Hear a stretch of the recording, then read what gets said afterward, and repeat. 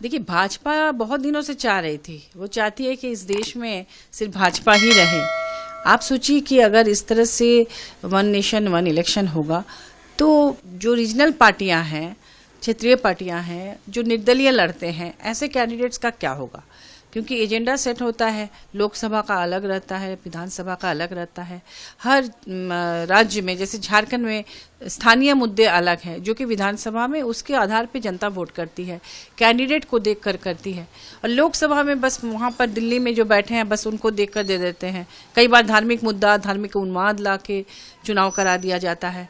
ऐसे में इससे लोकतंत्र को बहुत खतरा है, नहीं होना चाहिए वन नेशन वन इलेक्शन। ये तो एक बात हुई। दूसरी बात ये कि अगर कोई सरकार भंग हो जाए, राज्य में हो चाहे केंद्र में ही भंग हो जाए, तो फिर आप क्या करेंगे? तो ऐसी अराजकता की स्थिति पैदा हो जाएगी। कई जगह राष्ट्रपति शासन लागू करना पड़ेगा। जो गठबंधन की सरकारें हैं उनमें हमेशा तोड़ फोड़ और इसकी कोशिश होती रहेगी कि भाई वो टूट जाए, एक हट जाए, सरकार गिर जाए और राष्ट्रपति शासन लागू कर दें। तो ऐसे बहुत तरह के प्रॉब्लम्स आएंगे।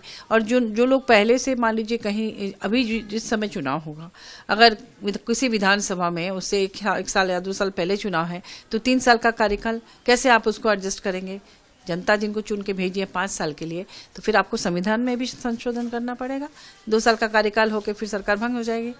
तो इस तरह से नहीं करना चाहिए, इससे नुकसान है। और दूसरी बात कि अभी तो कैबिनेट से पारित कराया है, लेकिन मुझे नहीं लगता कि शीतकालीन सत्र में जब वो प्रयास करेंगे राज्यसभा और लोकसभा से करने का, ये संभव नहीं होगा। क्योंकि अभी जैसे वक्फ बोर्ड का बिल आया तो उसमें भी चूंकि राज्यसभा में इंडिया गठबंधन की संख्या ज़्यादा थी तो उसको स्टैंडिंग कमेटी में भेजना पड़ा।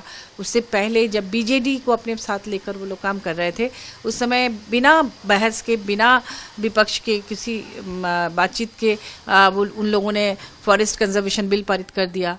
उन्होंने न्याय संहिता के 3 उसको लागू करा दिया। तो अच्छा है कि अभी संख्या बल कम है, लेकिन नहीं होना चाहिए ऐसा।